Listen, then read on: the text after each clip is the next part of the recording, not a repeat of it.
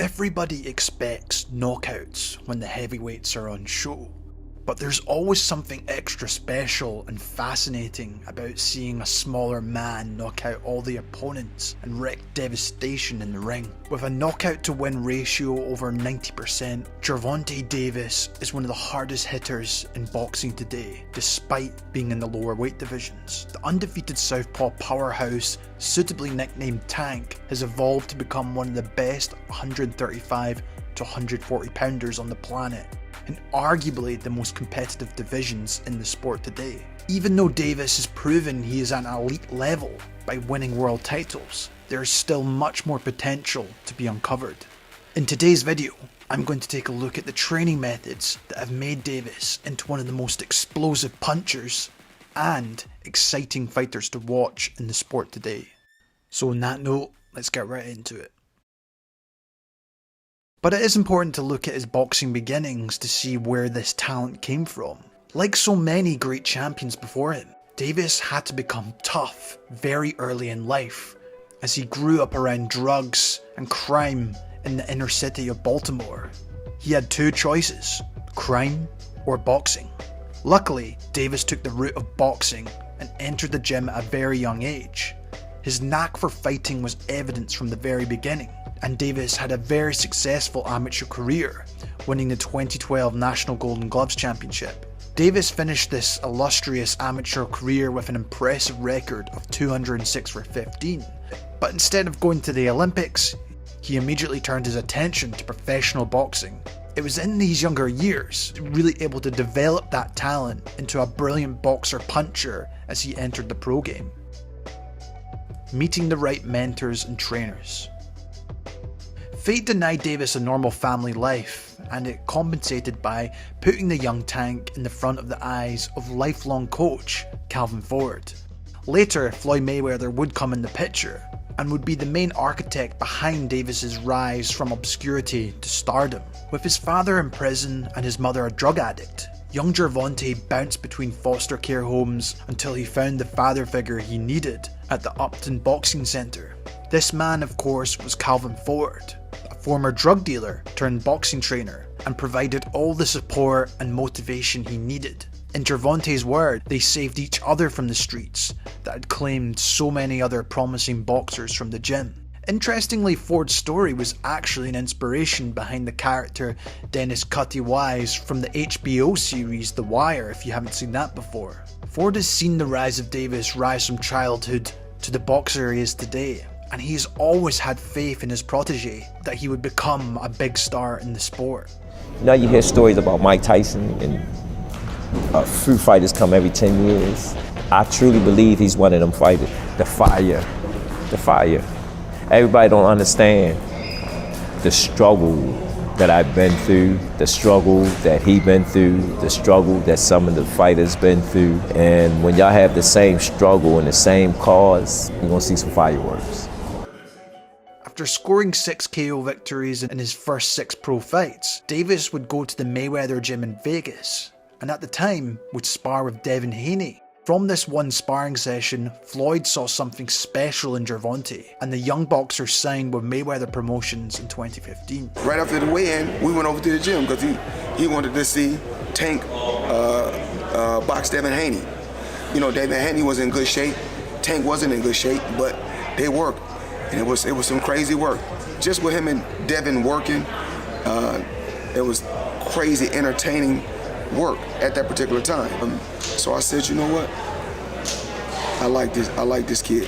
And Mayweather was never shy of promoting his young star, and this proved instrumental in his initial mainstream success, along with his electric fighting style, of course. And outside of the promotion, his mentoring is obviously a dream come true for many boxers, and you can still see traces of Floyd's pretty boy years inside Davis's boxing style as well. While Gervonta has also worked with other trainers including Barry Hunter and Patrice Boogie Harris that have also played a part in Davis's development. Tank's training. Now, I've been unable to find the exact set timetable routine through my research, but from what I've found in a typical day, it may look like the following. In the morning, he would go out on a morning run whether that be 3 to 6 miles. He would then have an afternoon session such as boxing training, which would include things like sparring or using different pieces of boxing equipment or boxing drills with the pads, or it could be a strength and conditioning circuit depending on the day. While he's also been seen to do night sessions, including going for late night runs or doing more technical boxing drills or even sprints, and sometimes he has been seen to play basketball with his entourage and just chilling and focusing on his recovery. However, I'll cover each individual training aspect for the case of this video just to show you the things he actually works on. Cardio. A championship caliber fighter must be able to box for 12 rounds without losing too much spring in his step. Usually power punchers have more fast twitch musculature, which is responsible for their explosive and devastating power. Like with anything in life, the huge benefit also comes at a cost, which is usually endurance. The fast muscles burn more energy and can be less efficient. As a knockout artist himself, Tank fights in a style that does not require too much energy expenditure. He's a very good counterpuncher until his opponent is hurt or tired before he sticks it on them.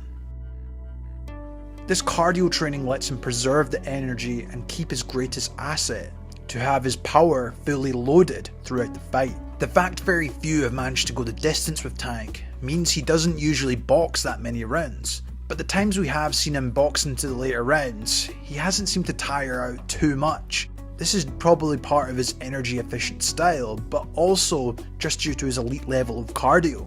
Obviously Tank idolizes his mentor Mayweather and follows some similar routines to him, which of course include running and jumping rope. But where Floyd trains more like an old school fighter, Davis uses more modern principles. For example, Tank will usually do sprint work to further improve that explosiveness and anaerobic capacity to deliver and simulate power punches. There are some very impressive videos of him doing things like hill sprints worthy of any track athlete. Still, he also does those slow miles outside and on the treadmill. From what we see online, Gervonta frequently does grueling conditioning circuits as well that both improve his cardio and help shed the pounds. He's often training in Boxer Raw's sauna suit, for example, to help him lose further weight. While the benefit of these long circuits is the big variety of exercises that help him develop other attributes alongside the cardio, as it helps to train his aerobic performance at a very high intensity to push him to his max. This helps Tank to be prepared to simulate that high level energy, such as putting the pressure on an opponent to get the finish. While they're also being done for 30-minute periods that are long enough to improve this area. Boxing training. Now, as much as physical fitness is important for a boxer, his main attribute should always be his boxing skills, and Tank Davis is a testament to that. However, what makes him so dangerous is not just his sheer power, but the fact he boxes the way the game was intended to be played, by hitting and not getting hit. The fact that knockout power is generated from the ground up through the legs and the hips has been known by old school boxers and various martial artists, which has been reconfirmed by modern sports science. The most powerful strikes can be delivered with only proper muscle activation and body mechanics. While Tank Davis surely has that natural sting in his punch, his perfect technique and ability to torque his body into punches is what makes him such a powerhouse, and that technique can only be acquired through years of diligent focused practice. But Tank refines and works on these fundamentals through your typical boxing training, which I'll go through now. No modern boxer can afford to skip training on the mitts with his coaches. In fact, this is the main method of trying out offensive and defensive scenarios and sequences. From watching Tank use these with his trainers, they look to add variety and utilise the whole array of pad work. You will see him train in the flowing style Floyd Mayweather was famous for, by doing his non-stop sequences at lightning fast speed, which are obviously not too realistic, but it will help work on his speed, reactions and conditioning. On the standard pad drills, he does more classic realistic combinations and sequences that you would see in his fights, which greatly aids in developing things like his accuracy and tactics in the ring, also helping him work on his upper body and footwork. Sometimes his trainers will also add in the body shield, which is a great way for Tank to work on body shots, while also having to react to his trainer using the pads up top. Calvin Ford will even sometimes stick on his headgear and gloves and make Tank fight on the inside to make it a much more realistic drill, and to help him prepare to fight on the inside. Finally, Gervonta also likes to let punches rip on every boxer's new best friend, the punch shield. Where the heavy bag remains unrivaled as a power building tool, the shield allows for full power strikes, but also requires accuracy and punch variation with different upper body movements, which really does help out Tank, as he's then able to apply this in the ring come fight night. The heavy bag. The sight of Tank Davis in front of the Money Team heavy bag is an echo of Floyd Mayweather at times. Tank loves drilling on the bag the same way his mentor famously does. He flows with his continuous light shots before breaking his rhythm and going with a few power shots, and then immediately going back into that flow. This can obviously help with your muscle endurance and also work on your punch rhythm when working on the heavy bag like this. Well, you'll also use uppercut bags, as they are a great way to improve your angled punches and uppercuts, which Tank is so good at. Reaction bags. You also see Tank using the double end bag, which is a great tool in terms of developing your punch timing, anticipation and reactions. Personally, I think this is a brilliant tool for a big counterpuncher like Gervonta to develop that punch timing, as it forces you to react to what's in front of you by the time you get in the ring. While he also uses the speed bag mainly to help with shoulder muscle endurance, while helping his hand-eye coordination, timing and rhythm. Like all fighters, Tank will of course shadow box, mainly as a way to warm up before his full-blown boxing session. This helps him loosen up and refine his technique and movement. What I do like about shadow boxing is just the way he incorporates footwork and upper body movement, while he will also start to throw some punches with some mean intentions, as if there's an opponent, which I believe really does help to improve your technique. Sparring. Now, as much as the other areas of equipment are great at improving your skills, sparring really is the only way to sharpen the axe to know that you're at the next level. When Tank spars, he always seems to be the smaller opponent, never shying away from sparring guys that are even a couple of weight divisions above him. Just like in the rest of training, we can see Floyd or Ford encouraging and witnessing Tank busting up training partners in the gym. In all the videos we have, Davis doesn't hold back in spars, going with full power, but usually you can tell they bring in partners that are game too and want to compete with him. Evidently, this is a way top boxers prepare for fights, by simulating them in the gym so they are ready come fight night. There's a great clip of him sparring a younger Teofimo Lopez, which I recommend you check out. I'll leave that in the description below. You can even tell back then how cool and collected Tank is, and he shows he can box in the back foot or fight on the inside. He even has a cheeky response to Teofimo's dad at one point. Strength and conditioning. Because Tank usually gives up height and reach advantage, he has to compensate with his explosiveness and counter punching. This is why strength and conditioning can play a very important role in his training. Most of the punching power comes from the proper technique and muscle activation, but the remaining factors of speed and strength must be diligently developed and preserved in the gym. Tank fully utilises the modern science of strength and conditioning, whereas some of the older boxers relied solely on traditional exercises. But here are some of the things Tank works on. Davis has become best friends with medicine balls, where he will do a lot of conditioning work with them by doing throws, slams and twists.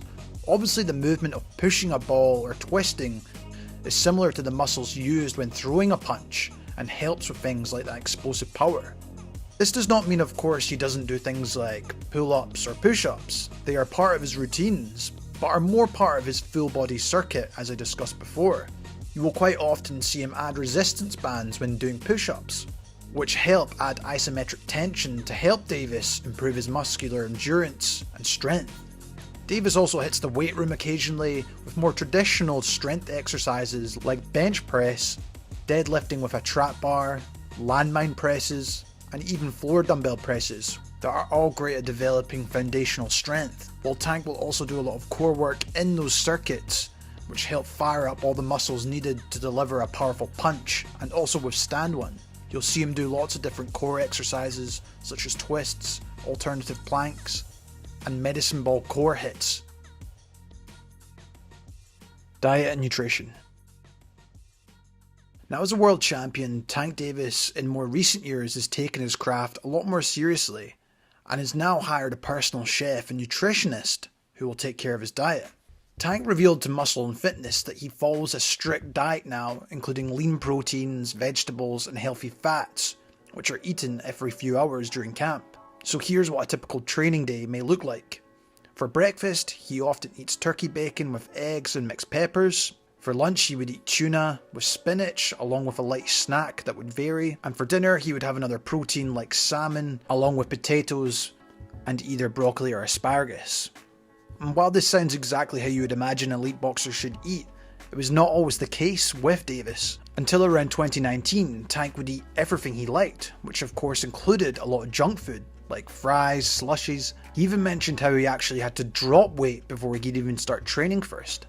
As mentioned, this all appears behind him now, and despite occasionally enjoying some Skittles at unexpected times, he seems to have got this together now. Strategy. Now, from everything I've seen with Tank, and even with his personality, he definitely seems to be a guy that absorbs the information given to him. He's maybe not as outspoken as many other fighters, which gives him that sense of mystery behind him sometimes. Is he a guy that gets hyped up because of the people around him, or is he a man that truly listens and applies what is being relayed to him? Personally, I think it is a bit of both. You just need to watch any of his training and you see the likes of Ford shouting instructions at him all the time, trying to motivate him. Interestingly, Ford said the following about keeping Tank on point. He said, "When I see Tank not paying attention, that's when I get on him. People don't know this, but fighters get lackadaisical sometimes in a fight. It's like a part of you gets bored a little bit, so you start letting your guard down. The main thing I work on as far as a situation like that is that he's paying attention. You got hit with a good shot, look at me, to make sure that you understand I'm saying something to you. If I see that you ain't paying attention to me when I say something to you, that means something's seriously wrong." The likes of Ford and Mayweather are men with high boxing IQ and knowledge, and it's clear to date Tank takes on their advice when in the ring. You just need to see him being able to change up the game plan all of a sudden before he gets a knockout out of nowhere. It's clear to me, however, Ford puts in the work in terms of studying the opponents so Tank can concentrate on the training part and implement what is being taught to him. And he likes to play those mental games with him by putting up pictures of his opponent in and around the gym, which is proven to give mental rehearsal and motivation before a fight. It gives you the ability to mentally be there before you're even in the ring. Final thoughts. Tank's training is a combination of working extremely hard in all areas, but with a slight focus on being able to generate knockout power at any moment. Being the smaller man in most instances, he's had to look for ways to compensate for his lack of height and reach, by instead looking to use explosive power he can utilise at any moment. Many still downplay Gervonta due to his undisciplined younger years when he relied more on his incredible talent, but since maturing and absorbing the information from the likes of Floyd and Ford, watching any of his training sessions, you can tell he works his ass off now.